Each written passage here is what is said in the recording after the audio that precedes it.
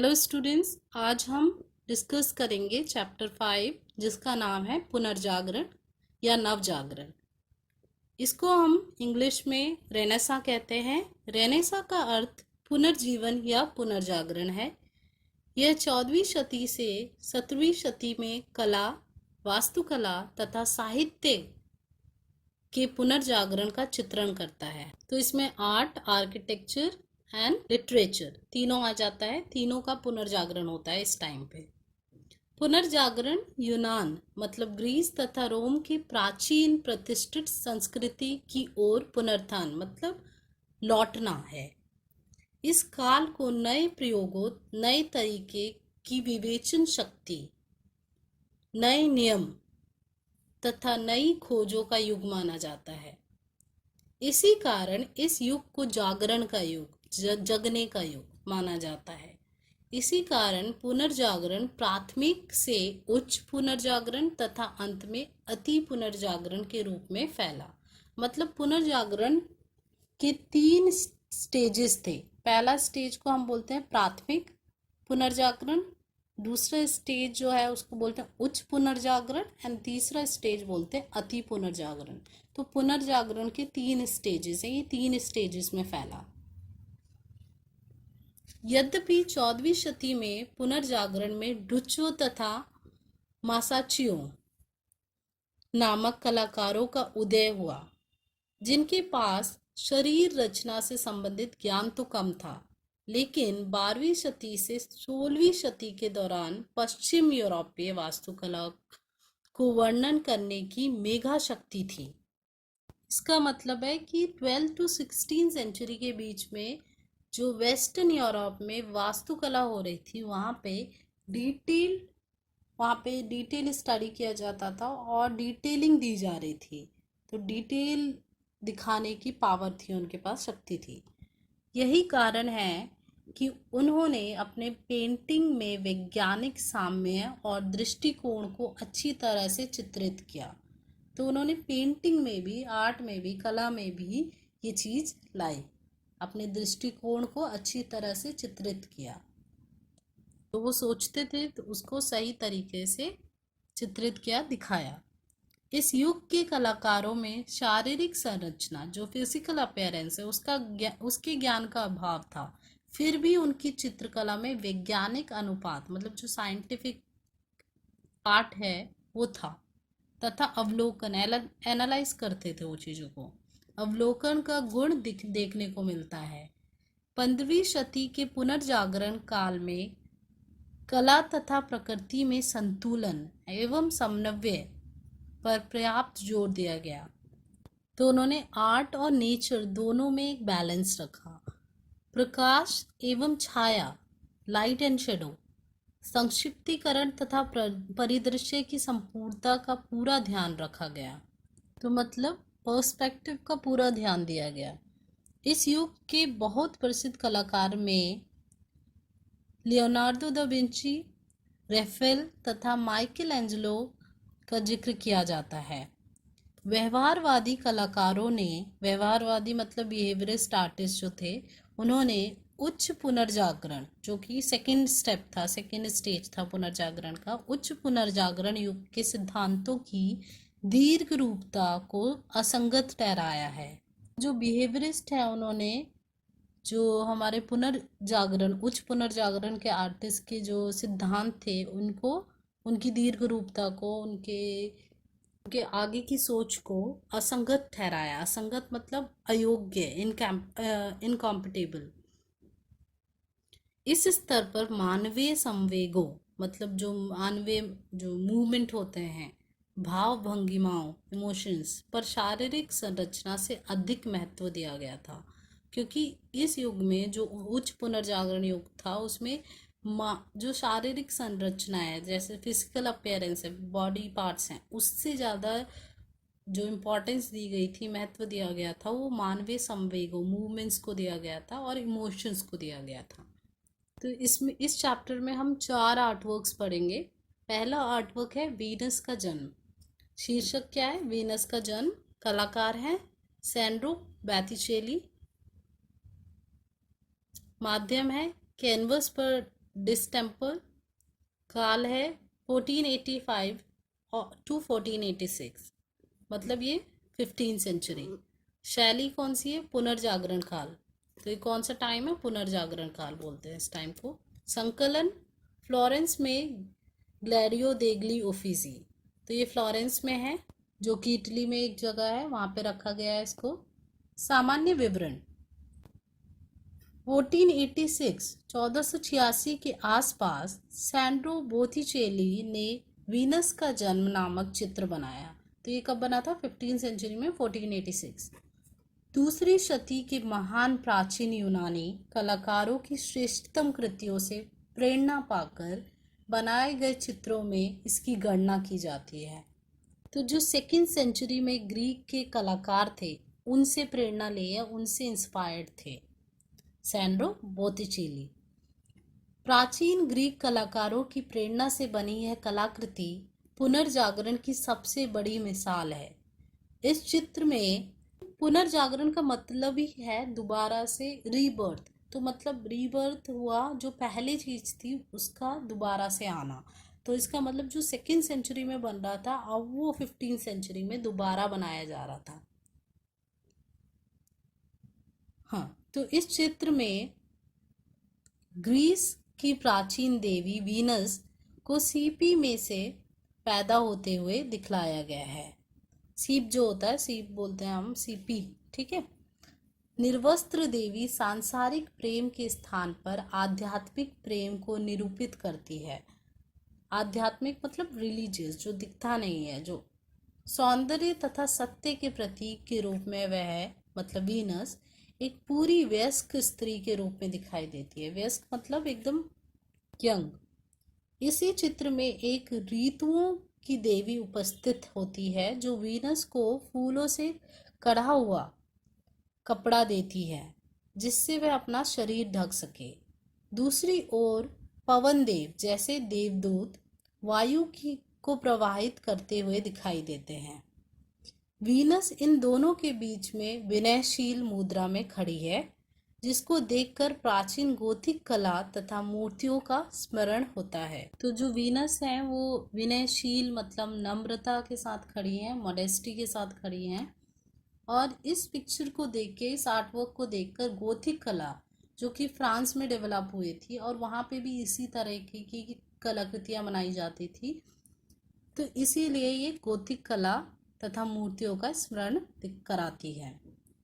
Venus की शारीरिक संरचना पूर्ण रूप से प्राचीन यथार्थवाद का प्रदर्शन नहीं है, क्योंकि वीनस की गर्दन लंबी दिखाई गई है तथा बायां कंधा असामान्य तरीके से किसी कोण पर झुका हुआ है। उसके शरीर के अंग पतले और लंबे हैं। अप्राकृतिक प्रकाश के प्रयोग से चित्र में कोमल तथा शांति में सौंदर्य का आभास होता है। तो जो पिक्चर है उसमें कोमलता, सौंदर्यता दिखाई देती है और एक दैविक प्रकाश भी दिखाई देता है, जिसकी वजह से पिक्चर में कोमलता और शांति में सौंदर्यता का आभास होता है। तो इसमें से कुछ क्वेश्चन बनते हैं। पहला क्वेश्चन दिया हुआ है, बोथिचेली के चित्र वीनस का जन्म में क्या दिखाया गया है? तो इसमें क्या दिखाया गया है? इसमें दिखाया गया है कि पानी में सीपी से वीनस को निकलते हुए, वीनस जो कि देवी है, कहाँ की? ग्रीस की प्राचीन देवी है। फिर सेकंड क्वेश्चन है, इस चित्र में वीनस किस प्रतीक के रूप में चित्रित की गई है? तो वीनस जो है सौंदर्य तथा सच्चाई की प्रतीक के रूप में चित्रित की गई है। वीनस की शारीरिक संरचना कैसी है, मतलब उनका फिजिकल अपीयरेंस, फिजिकल बॉडी जो है वो कैसा बनाया गया है? यह प्राचीन यथार्थवाद का प्रदर्शन नहीं करती है, क्योंकि यह थोड़ी सी लंबी है और इनका बायां कंधा असामान्य रूप से थोड़ा किसी कोण पर झुका हुआ है। तो ये रियलिज्म मतलब यथार्थवाद को नहीं दिखाता है। इसके फीचर्स जो हैं वो यथार्थवाद से थोड़ा डिफरेंट हैं। फिर नेक्स्ट क्वेश्चन है, इस चित्र में प्रकाश का क्या रूप है? तो इस चित्र में प्रकाश का रूप जो है वो कोमल है, कोमल और शांति में सौंदर्य है। तो हमारा दूसरा आर्टवर्क है मोनालिसा। शीर्षक मोनालिसा कलाकार लियोनार्दो दी विंची। माध्यम क्या है? पहाड़ी लकड़ी पर तैलीय रंग, लकड़ी पर बनाया गया है ये। समय 16वीं शताब्दी। शैली कौन सी है? पुनर्जागरण कालीन, तो शैली सेम रहेगी, पुनर्जागरण। संकलन कहाँ रखा गया है इसे? लूव संग्रहालय, जो कि पेरिस में है। Paris is a city in France. सामान्य विवरण। लियोनार्दो दा विंची एक इतावली मतलब इटालियन चित्रकार थे। उसे एक वैज्ञानिक तथा कलाकार के रूप में भी जाना जाता है। उसकी विभिन्न प्रसिद्ध कलाकृतियों में last supper, virgin of rock और मोनालिसा विशेष रूप से विश्वव्यापी ख्याति की हैं। तो मतलब ये जो इनके आर्टवर्क्स हैं ये सबसे ज़्यादा पॉपुलर हैं वर्ल्ड वाइड। मोनालिसा को 16वीं शताब्दी में पहाड़ी लकड़ी पर तैलीय माध्यम से बनाया गया था। यह चित्र एक महिला का है जिसके चेहरे पर एक ऐसी रहस्यात्मक मुस्कुराहट है मानो वह दर्शक का स्वागत कर रही हो। लियोनार्दो ने इस चित्र को पिरामिड डिजाइन में बनाया है जिसमें उसके जुड़े हुए हाथ आधार का काम करते हैं। तो पिरामिड की शेप में बनाया है और उनके जो जुड़े हुए हाथ हैं वो एक आधार का काम करते हैं, बेस का काम करते हैं। प्रकाश और छाया, तो मतलब लाइट एंड शेडो का यूज किया गया है। चेहरा, बाल, घूंघट तथा छाया जैसे विभिन्न तथ्यों से उद्दीप्त है। तो चेहरे में बाल भी है, घूंघट भी है और छाया भी है। मोनालिसा के चित्र में उसके चेहरे पर बाल कहीं नहीं दिखाई देते हैं, भवें तथा पलकें तक नहीं दिखाई देती हैं, मतलब आईब्रोज एंड आईलैशेस तक भी नहीं है इसमें। उसके मुंह पर देखने से यह मुस्कुराहट इतनी स्पष्ट नहीं दिखाई देती है। इस चित्र के पार्श्व में एक विशाल प्राकृतिक दृश्य दिखाई देता है, मतलब पीछे, जिसमें बर्फ से ढके हुए पहाड़, घाटी तथा तिरछी नदी चित्रित है। मोनालिसा के चित्र में के निरूपण में चित्रकार लियोनार्दो की मनुष्य को प्रकृति से जोड़ने की सूक्ष्म दृष्टि परिलक्षित होती है, मतलब दिखती है कि मनुष्य कैसे प्रकृति से जुड़ा हुआ है। तो उन्होंने अपने इस चित्र में, इस आर्टवर्क में प्रकृति और मनुष्य दोनों के मेल को दिखाया है। तो इसमें कुछ क्वेश्चन दिए गए हैं, जैसे विंची ने किन विभिन्न कला क्षेत्रों में अपना योगदान दिया है।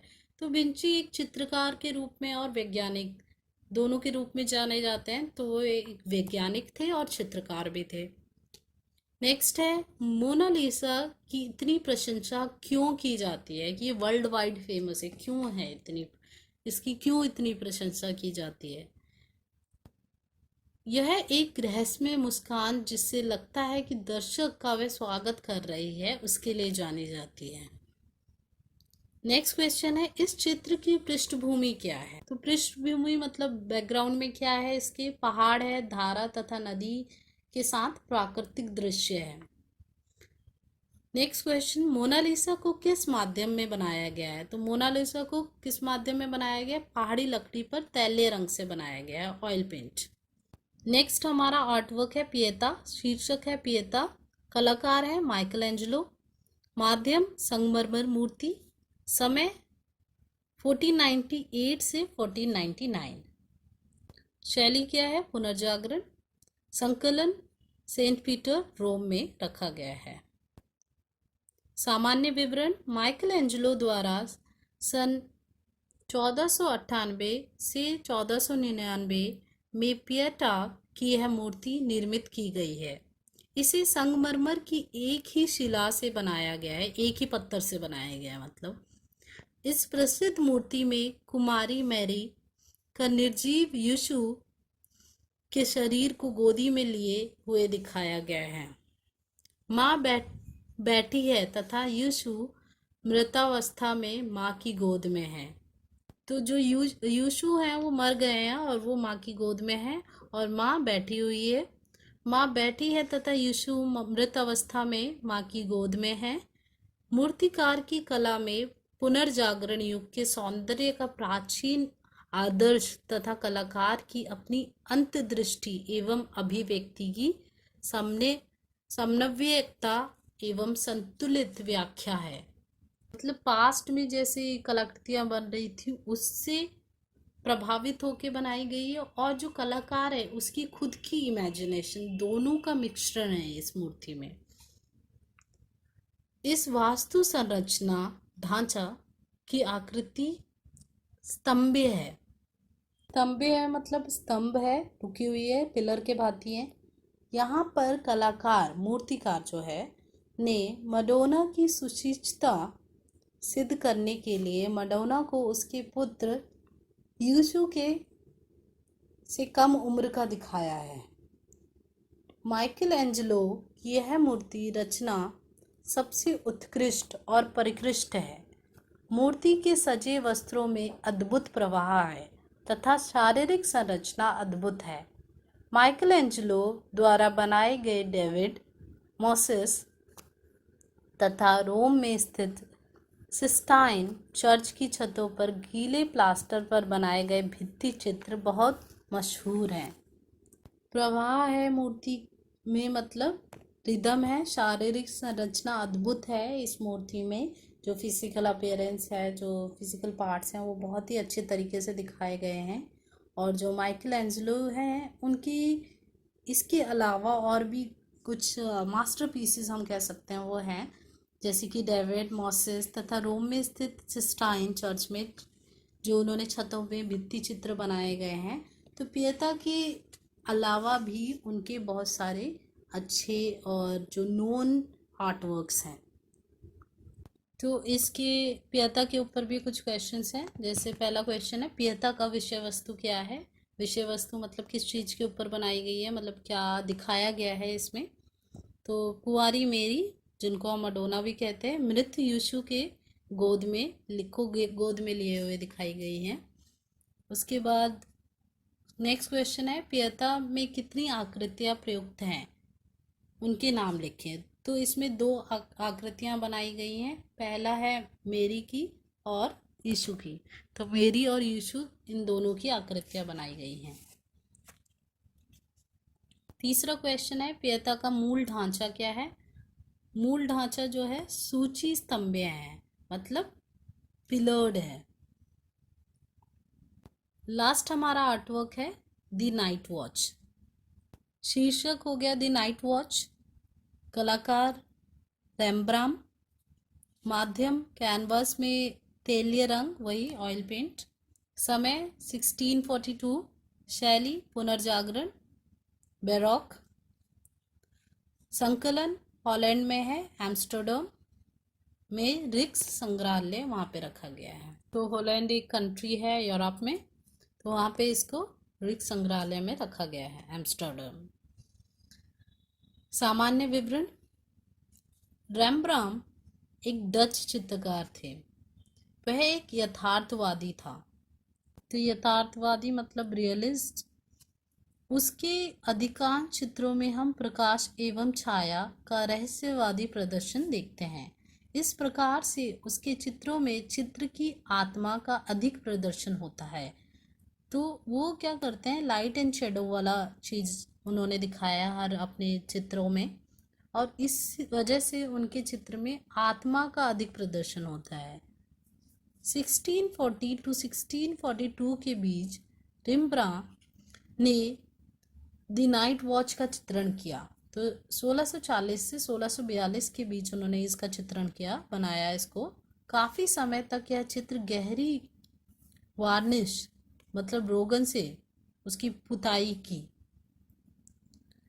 जिससे लोगों को गलत संदेश मिला कि चित्र में रात्रि के किसी दृश्य का वर्णन किया गया है। परंतु 1940 में वार्निश रोगन हटाया गया तो यह पता लगा कि वह चित्र दिन के उजाले जैसा प्रकाशमान था।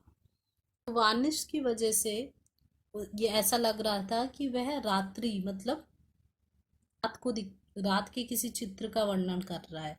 बट जब वो वार्निश हटाया गया, जो रोगन हटाया गया 1940 में, तो पता चला कि वह चित्र दिन के उजाले जैसा प्रकाशमान था। यह चित्र एक युवा कप्तान को अपने अधीनस्थ लेफ्टिनेंट को अपनी कंपनी के गैर सैनिकों को वहां से चले जाने के आदेश देते हुए दर्शाता है। इस चित्र में प्रकाश तथा छाया का बड़ा प्रभावशाली प्रयोग हुआ है। कप्तान काली वर्दी पर लाल पेटी बांधे हुए हैं। लेफ्टिनेंट तथा एक छोटी लड़की पीली ड्रेस पहने हुए दिखाई गई है। ये रंग भी विजय के प्रतीक हैं। विजय मतलब विक्ट्री। लड़की की पेटी मतलब बेल्ट से एक सफेद मरा हुआ चूहा लटक रहा है, जो दुश्मन की पराजय को दर्शाता है। पृष्ठभूमि में एक ड्रम बजाने वाला सिपाही प्रयाण में गति और शक्ति भरने के लिए खड़ा हुआ है। यह चित्र अभिव्यक्ति के साथ पारंपरिक सैन्य चित्रों का एक उत्कृष्ट उदाहरण है। मतलब यह है कि किसी की इमेजिनेशन के साथ साथ पारंपरिक जो ट्रेडिशनल सैन्य सेना से रिलेटेड चित्र हैं उनका एक उत्कृष्ट उदाहरण है। दोनों का सामने बिठाकर बनाया गया है।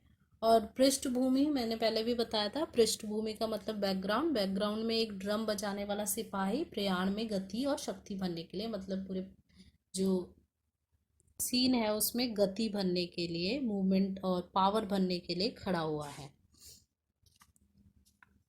तो ये जो पूरा सीन बनाया गया है ये विक्ट्री सीन है। इसमें से कुछ क्वेश्चन बनते हैं, जैसे रैम्ब्राम की चित्रकला की मुख्य विशेषताओं का वर्णन कीजिए। तो मुख्य विशेषता क्या, जो वो चीज़ यूज़ कर रहे थे, क्या इंपॉर्टेंट फीचर्स थे उनके आर्ट वर्क के। प्रकाश एवं छाया का के खेल का रहस्य। रेम्ब्राम के चित्र द नाइट वॉच के विषय में एक संक्षिप्त अनुच्छेद लिखिए, मतलब एक छोटे में उसके बारे में बताइए। तो इसमें क्या दृश्य दिखा रखा है, रात्रि का दृश्य नहीं है, जबकि यहाँ पे यह दिन का दृश्य है। बट क्योंकि इसको वार्निश किया गया था इसीलिए कई सालों तक ये सोचा गया कि ये एक रात का दृश्य है। यह कला चित्र क्या दर्शाता है, तो इसमें क्या दिखाया गया है। इसमें दिखाया गया है एक युवक कप्तान अपने अधीनस्थ लेफ्टिनेंट को अपनी टुकड़ी को प्रयोग करने का आदेश देते हुए। तो एक जो है युवक कैप्टन है, यूथ कैप्टन है, जो अपने अधीनस्थ मतलब अपने नीचे वाले लेफ्टिनेंट को अपनी टुकड़ी को प्रयोग करने का आदेश दे रहे हैं। नेक्स्ट क्वेश्चन है, जब चित्र पर से वार्निश मतलब रोगन हटाया गया तो क्या देखने को मिला। तो जब चित्र में से 1940 में वार्निश हटाया गया तो ये देखने के लिए मिला कि जो चित्र था वह कोई नाइट का दृश्य नहीं है, जबकि वह डे टाइम का कुछ उजाला दिखा रहा है, उजाले जैसे प्रकाशमान था। तो आप यही लिखेंगे कि जब वार्निश हटाया गया तो यह पता लगा कि वह चित्र दिन के उजाले जैसा प्रकाशमान था, ना कि चित्र में रात्रि के किसी दृश्य का वर्णन था। So this is the end of the chapter. आप रिवाइज कीजिए चैप्टर, वीडियो दोबारा देखिए और चैप्टर को अच्छे से पढ़िए, सारे क्वेश्चंस प्रिपेयर कीजिए। All the best.